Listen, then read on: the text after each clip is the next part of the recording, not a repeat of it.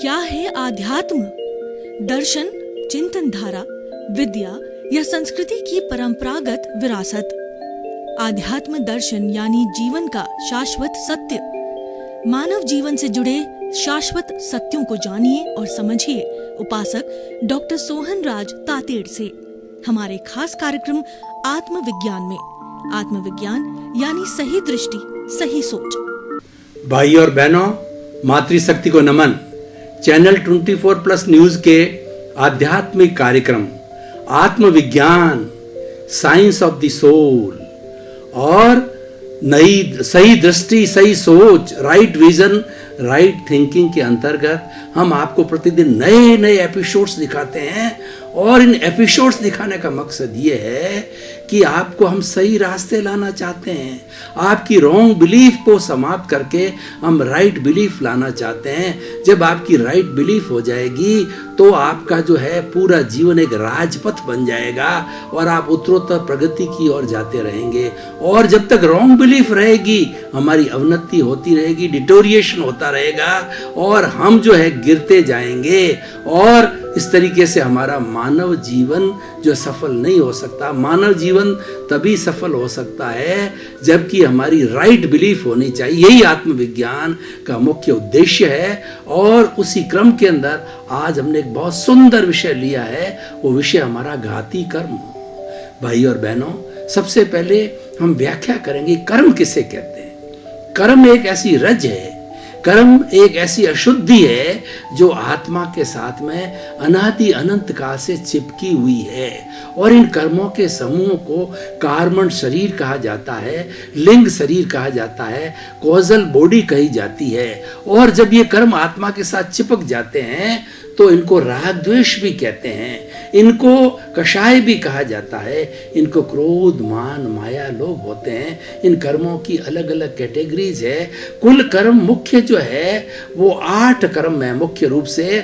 और उनका अगर क्लासिफिकेशन करें तो कुल मिलाकर के उत्तर प्रकृतियां क्लासिफिकेशन में वो 148 तरीके कर्म है, जो कि इनका 8 में से 148 क्लासिफाइड होकर के बनते हैं।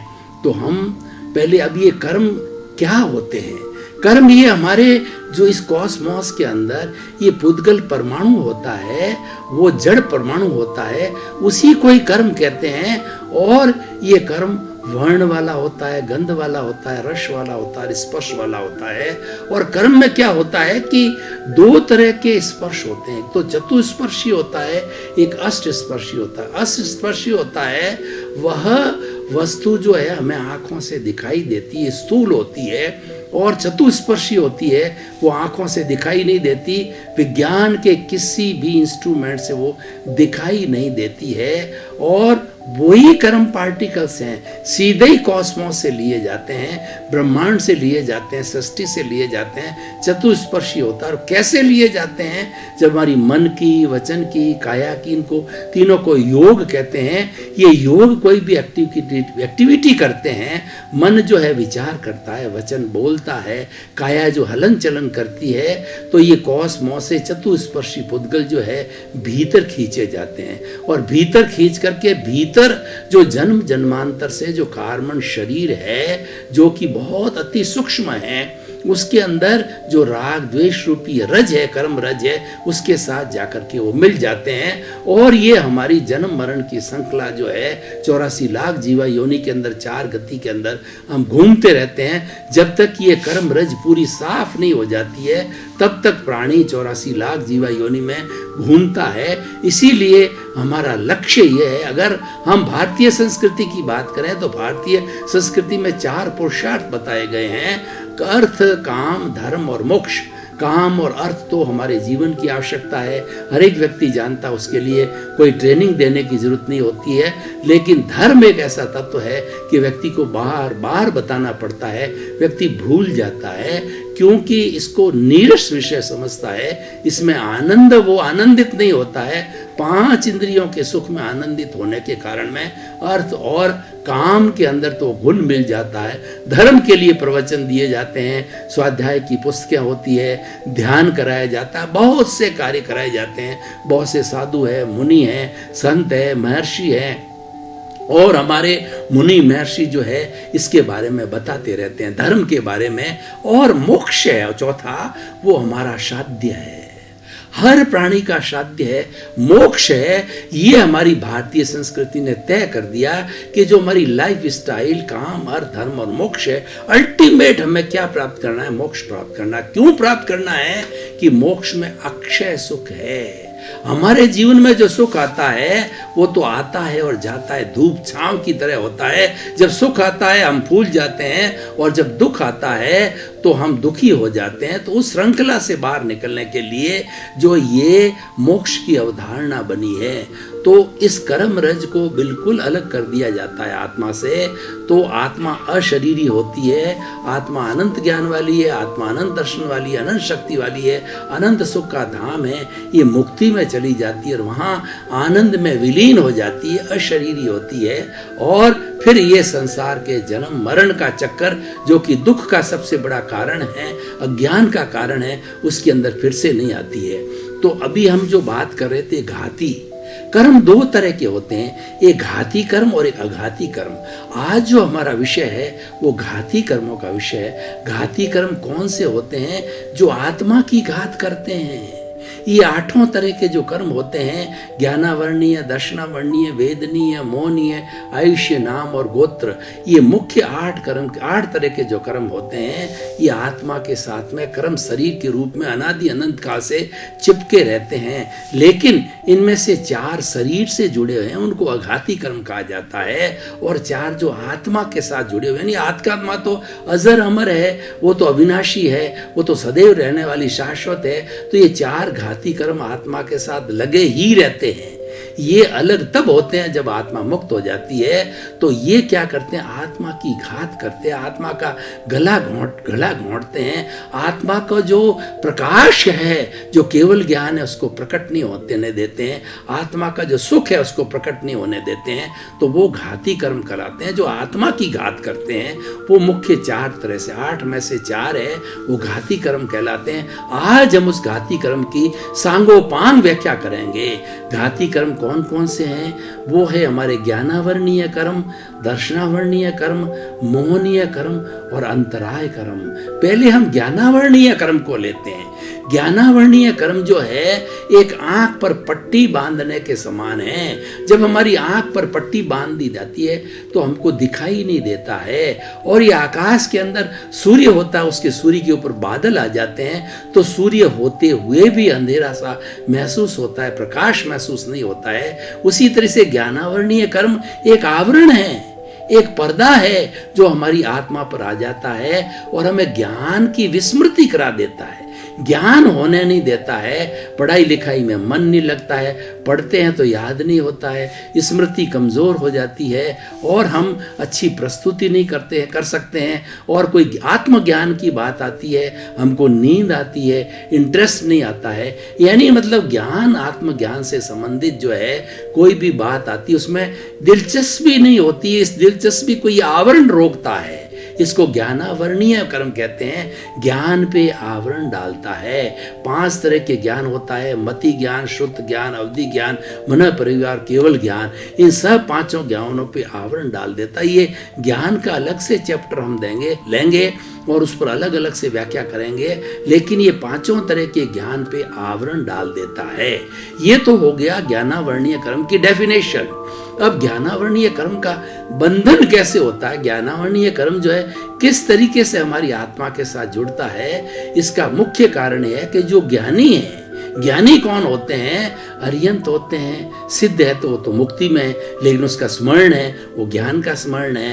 अर्यंत, सिद्ध, आचार्य और अर्यंत, सिद्ध, आचार्य, उपाध्याय और साधु, ये 5 जो है मुख्य जो परमेष्ठी कहलाती है, ये ज्ञान के धारक होते हैं। और ये ज्ञान जो है वो ज्ञान का उपदेश देते हैं, ज्ञान को जीते हैं, ज्ञान की बात करते हैं और ज्ञान में ही संपूर्ण जीवन लगाते हैं। इनकी विराधना करने से, इनकी निंदा करने से, इनको तकलीफ देने से, इनका सहयोग नहीं करने से, इनको भोजन पानी वगैरह व्यवस्था नहीं करने से, क्योंकि कहाँ से लाएंगे? ये तो कंचन कामिनी से मुक्त है। इन्होंने घर छोड़ दिया, परिवार छोड़ दिया, धन छोड़ दिया, तो वसुधैव कुटुंबकम के सदस्य हैं सब साधु सन्यासी। तो इनको हम हम किसी तरह का सहयोग ना करते हैं तो ये हमारा ज्ञान का आवरण हो जाता है, और ये ज्ञान का आवरण बंद होता है। और उसके अलावा कोई व्यक्ति ज्ञान ले रहा है, बच्चा पढ़ रहा है, उसकी किताब छीन ली, किसी को परीक्षा देने नहीं दिया गया, किसी को स्कूल नहीं जाने दिया गया, और किसी को ज्ञानशाला में धर्म लेने जा रहा है वहाँ जाने नहीं दिया, कोई साधु सन्यासी का प्रवचन सुनने जा रहा है, टीवी पे सुनने जा रहा है तो टीवी को बंद, यानी बाधा डालना। ज्ञान के अंदर बाधा डालने से ज्ञानावरणीय कर्म का बंद होता है। अब सवाल यह है कि ये बंद हो जाता है तो हम इससे छूटें कैसे? क्योंकि जहाँ समस्या, हर समस्या के साथ में समाधान होता है। बिना कारण के कोई कार्य नहीं होता है और बिना कार्य के कोई कारण नहीं होता है। ये एक दूसरे के पूरक होते हैं और एक दूसरे एक सिक्के के दो पहलू होते हैं। तो जब जहाँ पर कर्म का बंधन है, इसका मतलब मुक्ति भी जरूर है। अब ये ज्ञानावरणीय कर्म छूटता कैसे है? ये ठीक उसका विपरीत करो तो छूट जाता है। ऐसा है कि जो नदी के दो तट होते हैं और किसी भी चीज के दो किनारे होते हैं, इस किनारे से उस किनारे चलो या उस किनारे से इस किनारे चलो, किनारे दो ही होते हैं। समुद्र का जो तट होता है, दो तट होते हैं, नदी के दो तट होते हैं, हमारे जीवन के भी दो तट होते हैं कि हमारा जो जन्म है और मृत्यु होता है, हर चीज के दो पहलू होते हैं। और वो जो समस्या पैदा करता है वही समाधान निकालता। कैसे?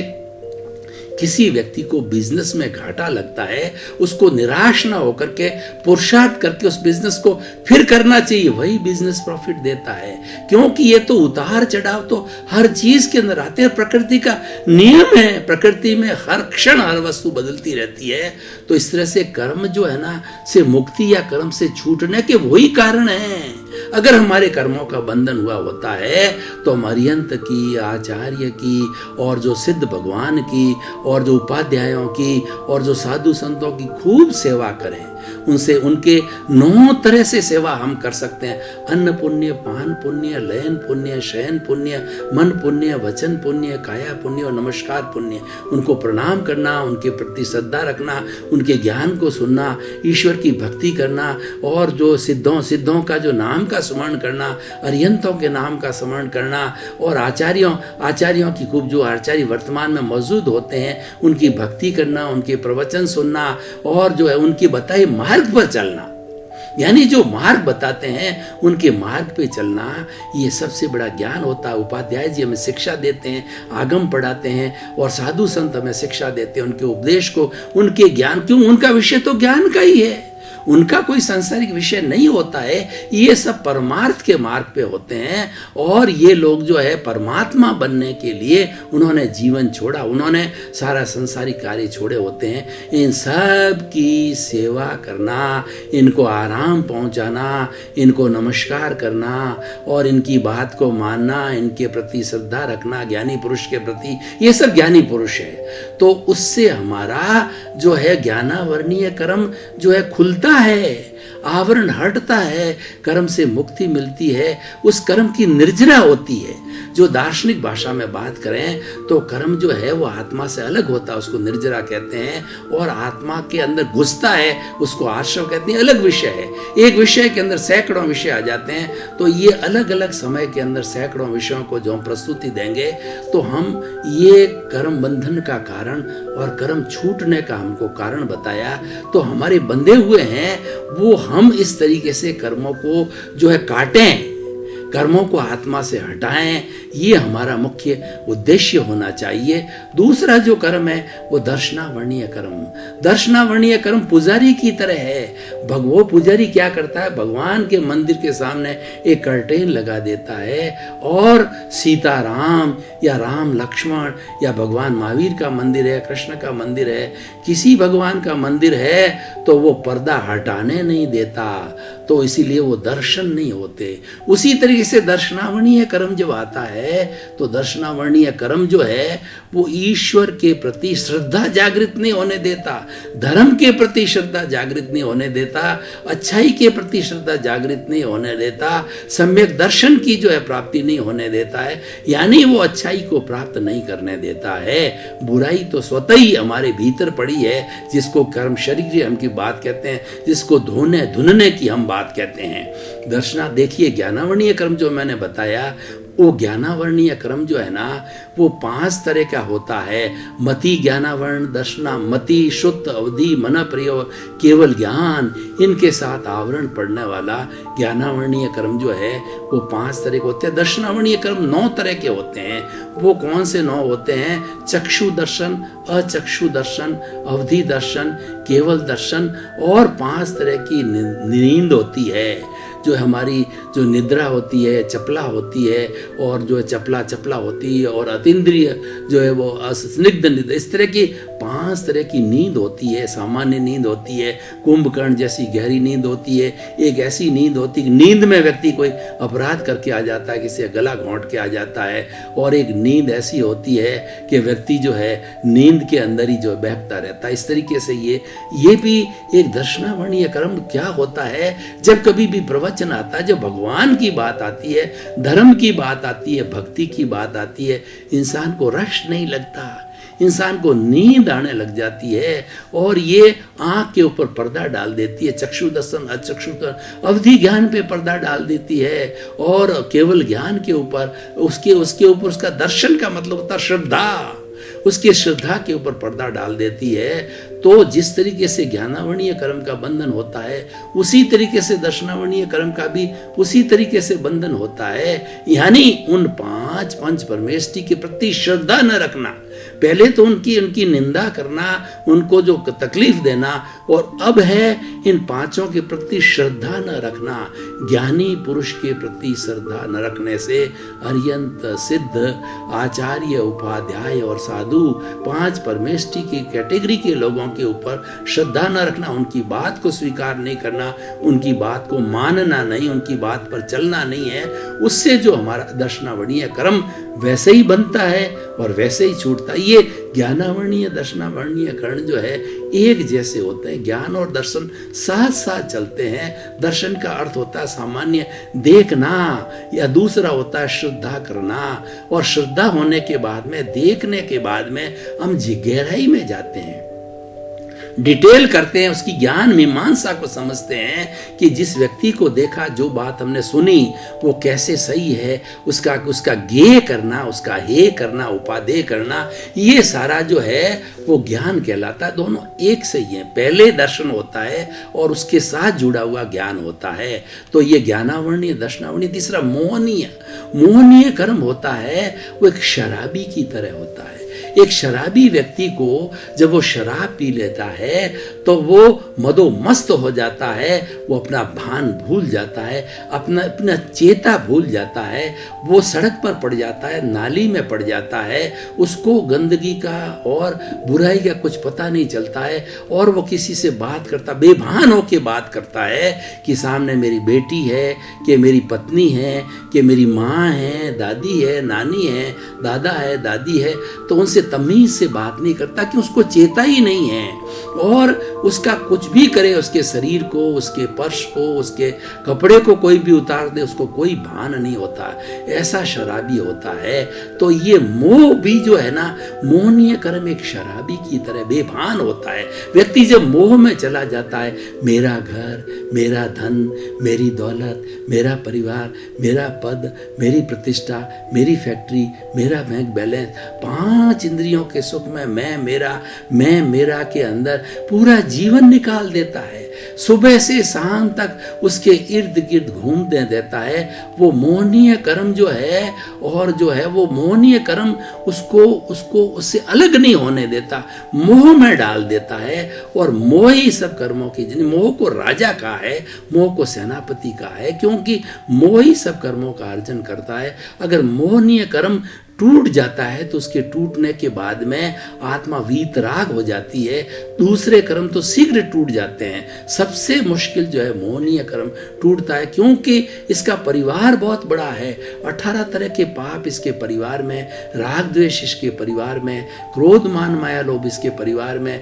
ये जो है एक वटवृक्ष है, ये सब बुराइयों का वटवृक्ष है, इसीलिए इसको मोहनीय कर्म कहा जाता है।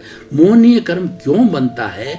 उसका कारण यह है कि हम इंद्रिय सुख की तरफ भागते हैं, मैं मेरा की बात करते हैं, हम कर्ता भाव करते हैं।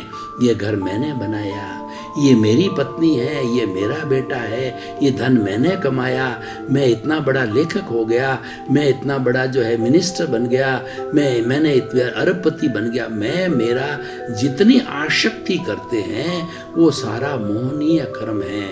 और किसी चीज के साथ अटैच होना, मेरा धन, हर वक्त चिंतन करना, 1 करोड़ हुआ, 1.5 करोड़ हुआ, 2 करोड़ हुआ, और उसी के अंदर लगे रहना, ये सारा मोहनीय कर्म होता। मोहनीय कर्म का जो बंध होता है आसक्ति से होता है। वस्तु परिग्रह नहीं है, वस्तु के प्रति मूर्छा, वस्तु के प्रति आसक्ति, वस्तु के प्रति अटैचमेंट है, वह मोह है। आपकी पत्नी है, बेटे है, क्योंकि आप पीछे से कर्म लेकर के आए हो, सारा घर है, लेकिन उसको जो आप सामान्य रूप से देखते हैं, आप जो उसके अंदर लुप्त नहीं होते, तन्मयाकार नहीं होते, तो क्या है, वो आपके मोहनीय कर्म नहीं होता है। आप विदेह हो जाते हो, आपको ज्ञान हो जाता है, आप भेद कर लेते हो कि ये मेरा, मैं करता नहीं हूं, कर्ता हो ही नहीं सकता।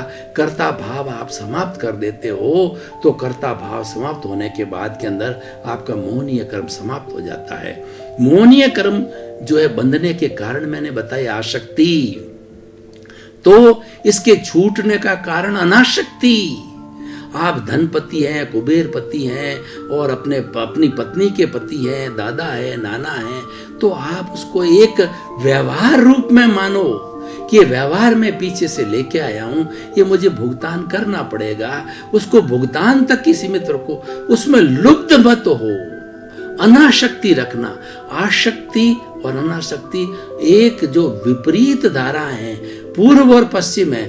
आसक्ति का मतलब है उसमें खो जाना, अनासक्ति का है उसको जो है उपेक्षा भाव से देखना, उसको मात्र ज्ञाता दृष्टा भाव से देखना, उसको मात्र जो है अपने व्यवहार पक्ष में देखना कि क्योंकि मैं लेकर के आया हूँ, कर्म बांध के आया हूँ, व्यवहार निभाना है, उसके अंदर जो है घुलना मिलना नहीं है, उससे अलग अलग रहना है। तो ये मोहनीय कर्म के बंधन का और छूटने का कारण बताया।